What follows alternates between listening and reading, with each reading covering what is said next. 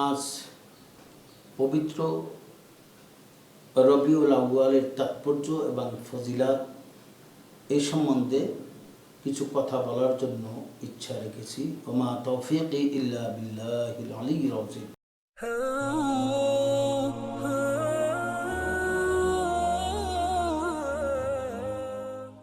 আসসালামু আলাইকুম ওয়া রাহমাতুল্লাহি ওয়া বারাকাতুহু। নাহমাদুহু ওয়া নুসাল্লি আলা রাসূলিল কারীম, আম্মা বা'দ। ফাউযু বিল্লাহি মিনাশ শাইতানির রাজীম। বিসমিল্লাহির রহমানির রহিম। পবিত্র রবিউল আউয়াল মাসটি হলো রাসূল করিম সাল্লাল্লাহু আলাইহি ওয়াসাল্লামের দুনিয়াতে শুভ আগমনের মাস এবং রাসূল পাক সাল্লাল্লাহু আলাইহি ওয়াসাল্লাম দুনিয়ার থেকে আল্লাহ পাকের সান্নিধ্যে তথা দুনিয়ার থেকে বিদায় নেওয়ারও এই মাস। পবিত্র রবিউল আউয়াল মাসটি হলো পৃথিবীর সকল মুসলমানদের জন্য স্মরণীয় মাস এবং শিক্ষণীয় মাস। পবিত্র রবিউল আউয়াল মাস সকল মুসলমানদের কর্ণকুহরে জানাই দিতেছেন যে এমন একজন পয়গম্বর তোমাদের মাঝে এসেছেন, এমন একজন রসুল তোমাদের মাঝে আল্লাহ সুবহানাহু ওয়া তাআলা প্রেরণ করেছেন, যিনি হলেন সাইয়্যিদুল মুরসালিন, খাতামুন নবিয়্যিন এবং রাসূল পাক সাল্লাল্লাহু আলাইহি ওয়াসাল্লামকে সর্বশেষ দুনিয়াতে আল্লাহ তাআলা পাঠাইছেন। কিন্তু আল্লাহ সুবহানাহু ওয়া তাআলা রাসূল পাক সাল্লাল্লাহু আলাইহি ওয়াসাল্লামকে সর্বপ্রথম সৃষ্টি করেছেন। যেরকম বর্ণনা মতে পাওয়া যায়, আউয়ালু মা খালাকাল্লাহু বিনূরি। রাসূল পাক সাল্লাল্লাহু আলাইহি ওয়াসাল্লাম ইরশাদ ফরমাইয়েছেন, আমার নূরকে আল্লাহ সুবহানাহু ওয়া তাআলা সর্বপ্রথম সৃষ্টি করেছেন। তো রবিউল আউয়াল মাস মুসলমানদের জন্য চিরস্মরণীয়। এই মাসে আল্লাহ সুবহানাহু ওয়া তাআলা মুসলমানদেরকে বুঝিয়ে দিতেছেন, হে বিশ্ববাসী, তোমাদের মাঝে আমি একজন পয়গম্বর পাঠাইলাম, যিনি এমন পয়গম্বর যার দুনিয়াতে আসার আগে থেকেই অলৌকিক মজেজা দেখা গেছেন, দুনিয়ার থেকে চলে যাওয়ার পরও মজেজা দেখা গেছে।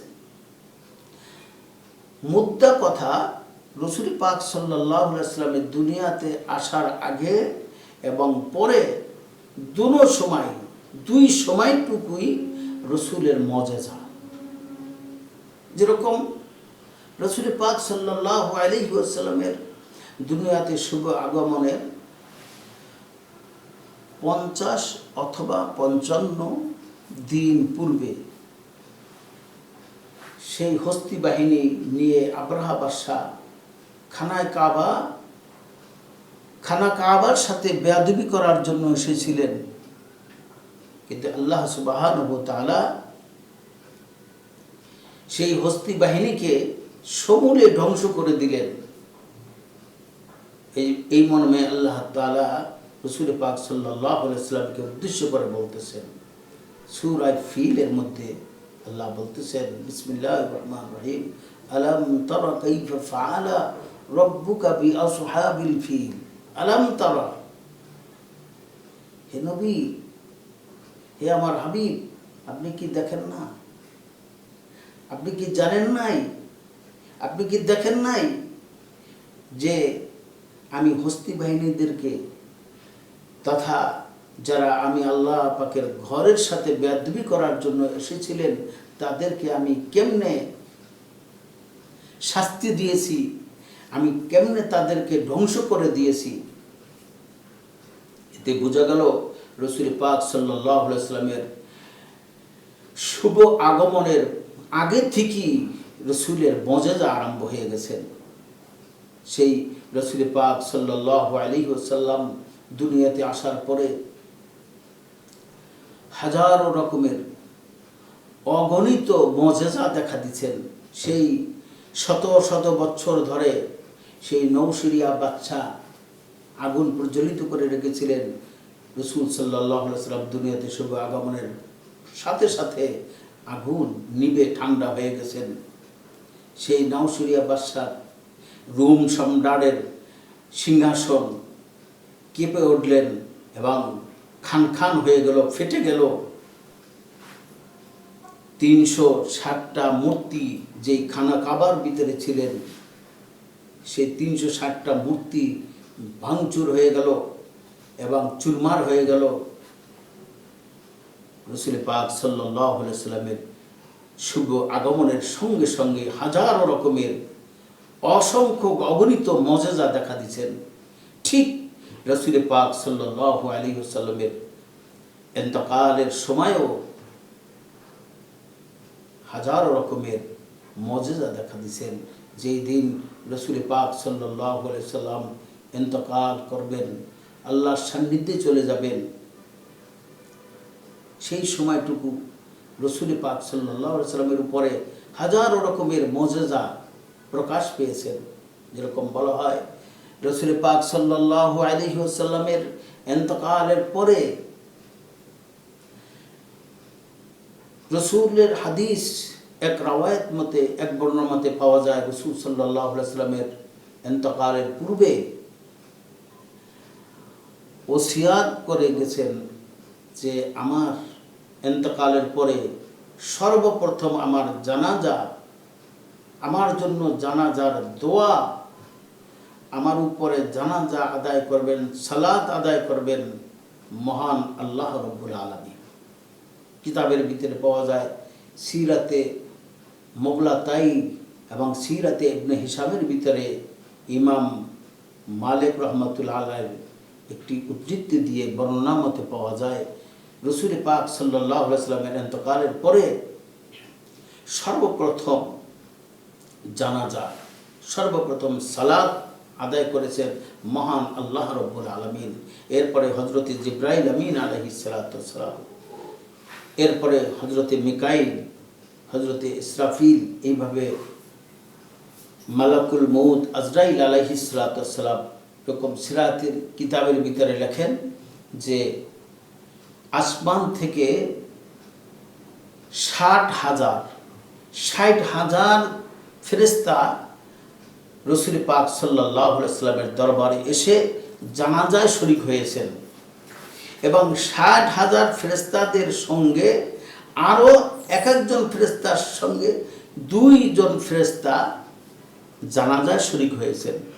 সর্বমোট 60,000 ফেরেশতা আসছেন। আর মানুষের মধ্যে, মানব জাতির মধ্যে 30,000 মানুষ, 30,000 সাহাবা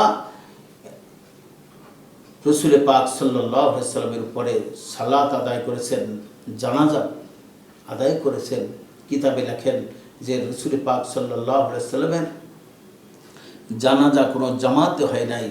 সর্বপ্রথম জিবরাইল আমিন আলাইহিস সালাতু ওয়াস সালাম সালাত জানাজা আদায় করেছেন, এরপরে মিকাইল, এরপরে ইসরাফিল, এরপরে আজরাইল, এইভাবে আসমানি ফেরেশতারা জানাজা আদায় করেছেন। এরপরে সর্বপ্রথম মানুষের মধ্যে হযরত আলী কাররামাল্লাহু ওয়াজহু জানাজা নামাজ পড়েছেন। এরপরে হযরত আব্বাস রাদিয়াল্লাহু তাআলা আনহুমা, এরপরে কুরাইশ বংশের লোকেরা জানাজা নামাজ আদায় করেছেন। এরপরে মুহাজিরিন সাহাবায়ে কেরাম জানাজা নামাজ আদায় করেছেন। এরপরে আনসার সাহাবায়ে কেরাম জানাজা নামাজ আদায় করেছেন। এইভাবে করে সর্বশেষ বাচ্চা, ছোট ছোট বাচ্চারা রাসূল পাক সাল্লাল্লাহু আলাইহি ওয়াসাল্লামের উপরে জানাজা নামাজ আদায় করেছেন, সালাত আদায় করেছেন। তো রাসূল পাক সাল্লাল্লাহু আলাইহি ওয়াসাল্লামের দুনিয়াতে শুভ আগমন করাটাও রসুলের মজেজা। রসুল সাল্লাল্লাহু আলাইহি ওয়াসাল্লামের দুনিয়া থেকে চলে যাওয়াটা সেটাও মজেজা ছিলেন।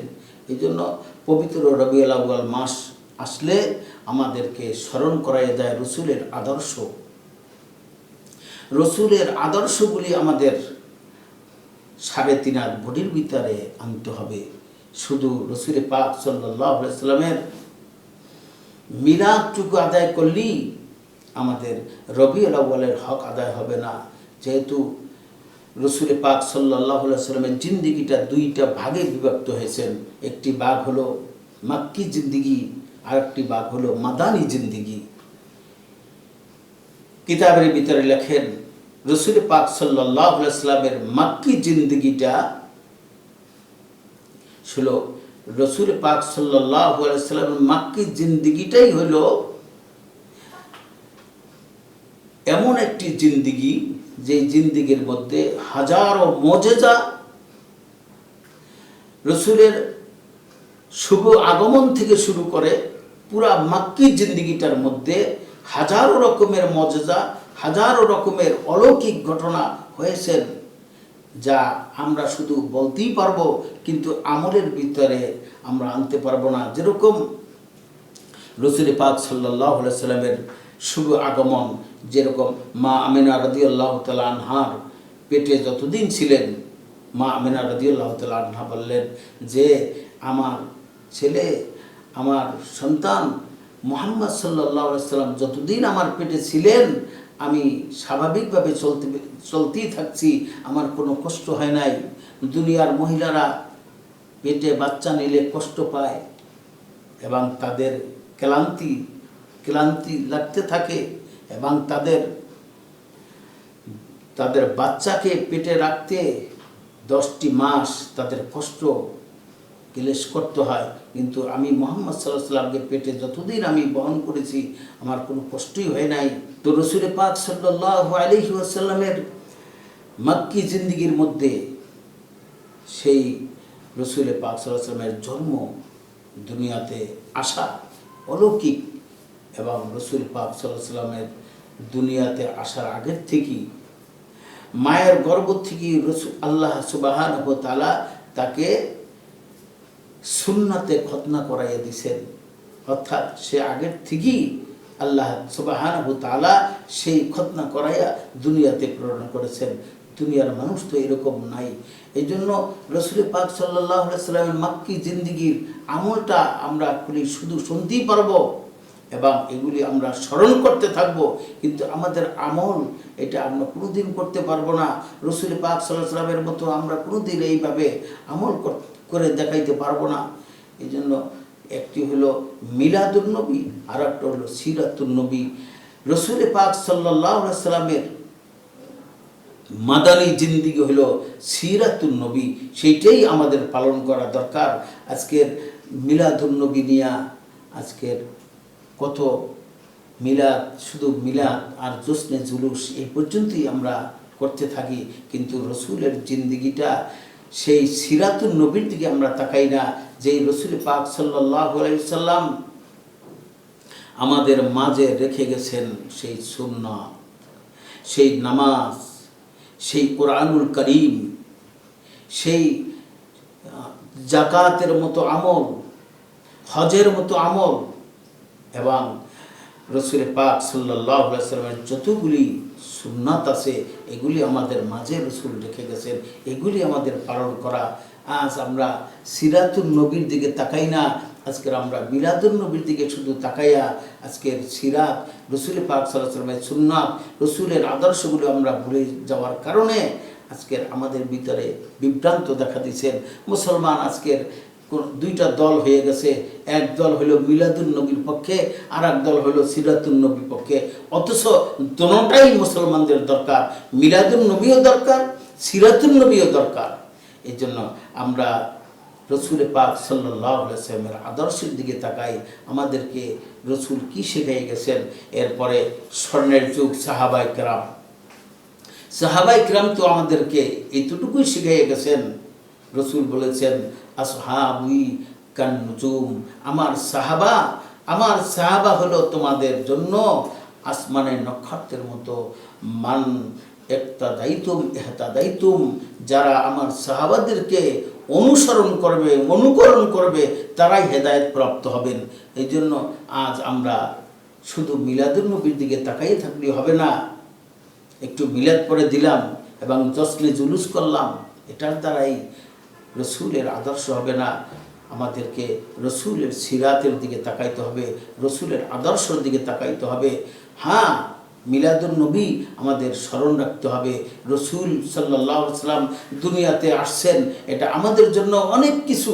এটা এর চাইতে আমাদের আর আল্লাহ পাকের কাছে আর কিছুই পাওনা নাই। যেহেতু রাহমাতুল লিল আলামিন, রাহমাতুল লিল আলামিন আমাদের মাঝে আসছেন, এটা আমাদের জন্য সৌভাগ্য, এটা আমাদের জন্য সুনসিব। আর এমন একজন পয়গম্বর, সমস্ত নবীদের নবী, সমস্ত রসুলদের রসুল এবং খাতামুন নবিয়্যিন, যার নবুয়তির উপরে তাকে সিল মোহর মারা দেওয়া হয়েছে, মুহাম্মদুর রাসূলুল্লাহ সাল্লাল্লাহু আলাইহি ওয়াসাল্লাম, সমস্ত নবী রসুলদের সরদার। এবং হাসরের ময়দানও রসুল পাক সাল্লাল্লাহু আলাইহি ওয়াসাল্লামের কাছে গোটা হাসর ময়দানের সুপারিশ করার চাবিকাঠি রসুল পাক সাল্লাল্লাহু আলাইহি ওয়াসাল্লামের হাত মোবারকে থাকবেন। হাউজে কাউসার রসুল সাল্লাল্লাহু আলাইহি ওয়াসাল্লামের জিম্মাদারিতে থাকবেন। এই আমলগুলি যখন আমরা করব, এমনকি রসুল পাক সাল্লাল্লাহু আলাইহি ওয়াসাল্লাম আমাদেরকে শিখিয়ে গেছেন যে মান আহাব্বা সুন্নতি ফাকাদ আহাব্বানি ওয়া মান আহাব্বানি কানা মাই ফিল জান্নাহ আও কামা ক্বালা রাসূলুল্লাহ সাল্লাল্লাহু আলাইহি ওয়াসাল্লাম। আমাদেরকে আল্লাহ রসুল তো শিখিয়ে গেছেন, যারা আমি নবীর সুন্নাতের পাইরবি করবে, আমি রসুলের আদর্শকে মেনে নিবে, আমি নবীর উপরে মহাব্বত করবেন। মহাব্বত অর্থই হলো রসুলের আদর্শবান হওয়া, রসুলের সুন্নাতকে মজবুত সহকারে ধরা। রসুলের আদর্শ যদি আমাদের মাঝে আনতে পারি, তাহলেই রসুল আমাদেরকে সুপারিশ করবেন। এবং আল্লাহ রসুল তো ঘোষণা দিয়েছেন, ওমান আহাব্বানি কানা মাই ফিল জান্নাহ, আমাকে যে মহব্বত করবে, আমার সুন্নাতের উপরে যারা থাকবে, আমার আদর্শের উপরে যারা থাকবে, তাদেরকে আমি সুপারিশ করে আমি একই সাথে জান্নাতে যাব এবং তাদেরকে ভেস্তে জান্নাতে নেওয়ার আমি নবীর জিম্মাদারি। এজন্য আমরা রসুলের আদর্শকে আমরা মজবুত সহকারে ধরার চেষ্টা করি। আল্লাহ তাআলা আমাদেরকে সিরাতুন নবী এবং মিলাদুন নবী দুটোটা আমল করার তৌফিক দান করুন। আমিন। ওয়া মা আলাইনা ইল্লাল বালাগুল মুবিন। আসসালামু আলাইকুম ওয়া রাহমাতুল্লাহি ওয়া বারাকাতুহু।